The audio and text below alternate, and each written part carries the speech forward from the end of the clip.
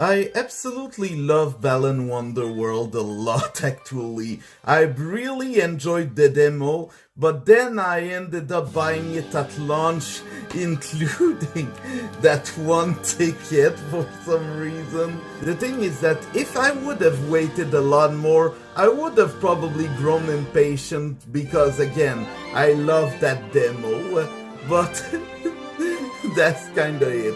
I absolutely love Balan Wonderworld. But The World Ends With You beats it by a landslide. Come this oh high, twist the twitch,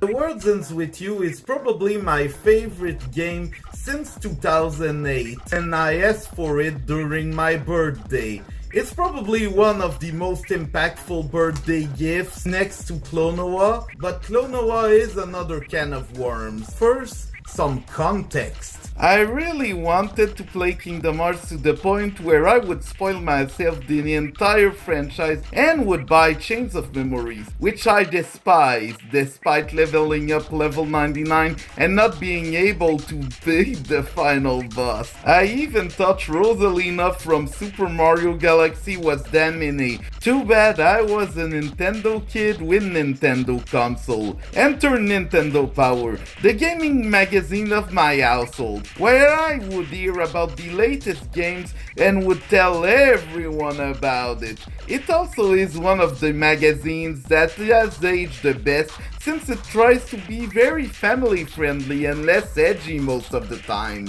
Aside from one or two jokes every 30 issues and a very horny X-Men section where it's like, oh god. Meanwhile, every other gaming magazine is beyond horny or edgy in order to appeal to the hardcore gamer. I'd say the PlayStation and Xbox magazines are the absolute worst one, with the Dreamcast coming close second. It is very comparable to G4 TV. Persona 3 follows this sullen My Chemical Romance fan. My Chemical Romance fan. My Chemical Romance fan. So Nintendo Power being the best magazine in our household that I bring everywhere with me, seriously.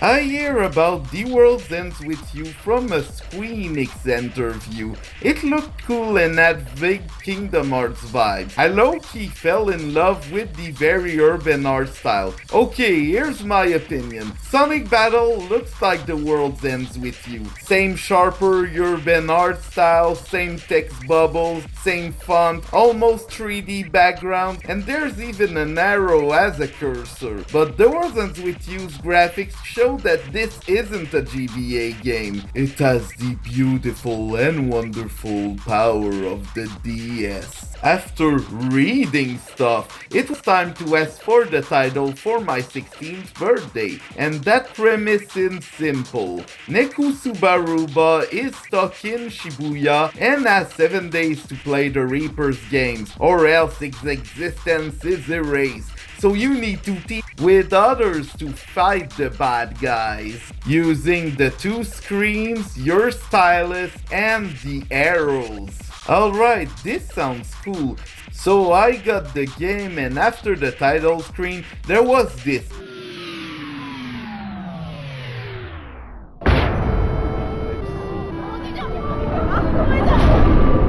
Out of my face. You're blocking my view.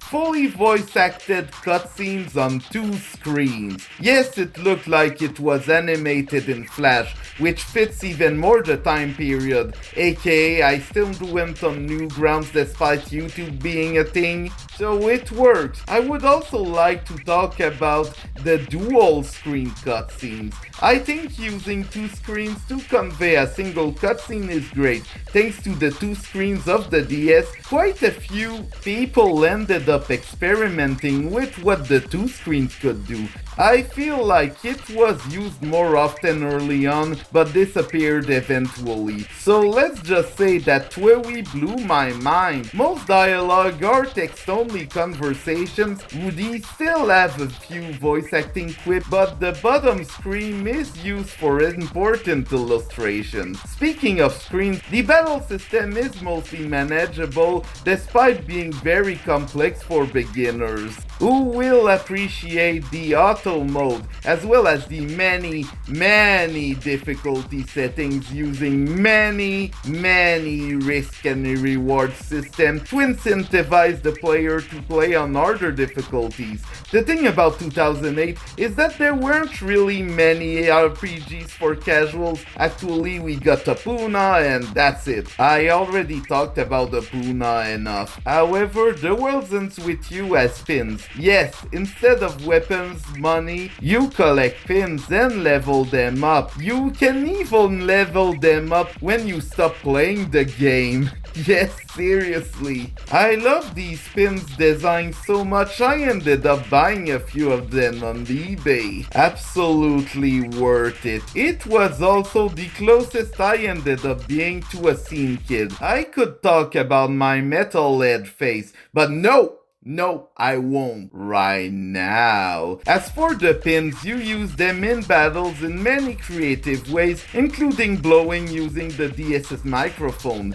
The battle system even has plenty of depth, enough for me to level up to level 99. During those 7 days, you'll visit often the same locations. However, due to the presentation and the ever-changing context of the story, I never truly felt bored playing The World's Ends with you. The story, despite the first villain being really just there, is very well written, and trust me, I won't spoil anything. The game also incites you to unlock every secret report to get the super secret ending, but unlocking it is pure pain, so I never really did it. Back to the story. Neku is not a good person. He's a tryhard teen hiding his emotions like if everyone cared that he gives no X. But he grows up over the course of the game, developing a lot of empathy for others.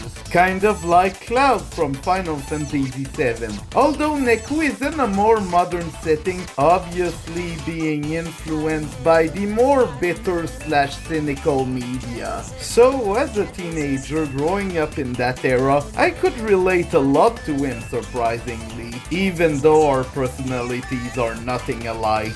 Don't get me wrong, as a teenager I kinda did some really stupid things, but I wasn't as bitter as Neku. I also could relate to Shiki with her jealousy that I often saw as a body image issue. However, the game's themes aren't really too dark, despite them giving me a huge emotional impact. It drove me into tears after a point. The execution of them is pretty much done in the usual Square Enix pretentious way. The game's writing has a lot of ambition, including a few days where it discusses the power of influencers and how maybe out of proportion it is, as if that wasn't a thing in our modern setting. I love the story a lot, with the excellent localization making the dialogue more alive than ever. It also does not downplay the Japanese aspects of the title, since it is set in Shibuya and there are a lot of things that need to be explained. Some of them are even explained in the manual for some reason, kinda similar to Persona 4. It also does not downplay the gosh darn soundtrack. While you were listening to Katy Perry, I was listening to this on my MP4 from 2006.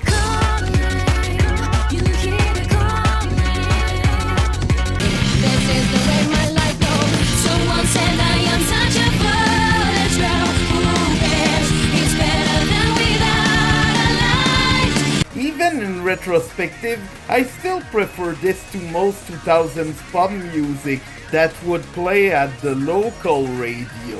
The last JRPG I've played before that one was Paper Mario The Thousand Year Door, so having pop music in a JRPG was sublime. Plus you can buy those tracks in stores. The more stuff you buy there, the more store clerks will talk to you, which almost reflects real life. Almost. It's less buying stuff all the time and more going to the same place over and over. Most gaming stores in my city know who I am. And also the arcades. And I like going to the same places because autism.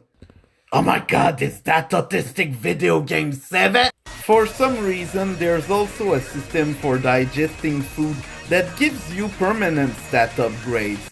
I just realized this was made before Breath of the Wild. Yeah, The World Ends With You is that great. An action RPG made for casuals to pick up and play. It's just that unfortunately it did not attract enough people due to Japanese titles not performing as well without the brand recognition, even though it eventually gained a fandom. So the title joined every other obscure DS game, like Lux Pain or Solitorobo or Time Hollow. I love these games, by the way. So due to The World Ends With You's lack of sales, Square Enix did not want to try the same thing again, as usual. So The World Ends With You went back to obscurity, aside from maybe an apparition in Kingdom Hearts 3D, which I really liked a lot, as well as an iOS port. It took a while before we got any hint of a sequel with a very overpriced remaster. I still like it, but adding more content only to end in a cliffhanger was something. Eventually we got a sequel. It exists and I enjoy it, but it is a symptom of how gaming consoles nowadays look and feel the same. It might make porting games easier, for example, from the Switch to the PS4, but it also makes the games of both consoles essentially play the same. So as much as I love the PS4 version I bought, I still think it should have used the Switch's features a lot more, like the infrared thing or the motion controls. However, the game still has quite a few interesting features, most notably time traveling, Shadow of Destiny style, or some joystick puzzles. Aside from that, it feels like Neo The World Ends With You's uniqueness is pretty much lost, since unfortunately it does not use the console's features as much as the Nintendo DS game did. If there's a consolation prize, it's that we finally get to see more of that universe, while the art style and the music are left intact. I'd even say it's as good as the original. In order for people to catch up with the first game, there also was an anime. I watched a couple of episodes of the TWEWY anime. I enjoyed it a lot, mostly due to the art style being a million times more unique than a lot, and I mean a lot, of modern anime. I'm going to be honest, I think most modern anime has a charming style that I grew accustomed to the point where I'm like, ooh, modern anime. When I see modern anime, it's probably a thing that people will grow up with and become nostalgic of later. I also read 14 volumes of that one-line novel, and it does not get any better, so take my opinion with a big grain of salt. And Flow, oh my god, I love Flow so much. I need to make something called Autistic Animation or something like that. Someday, it might even include Mob Psycho 100. Back to The World Ends With You. The urban art style is the most 2000 thing about the game. However, despite that, it aged very well. So of course it works with the anime.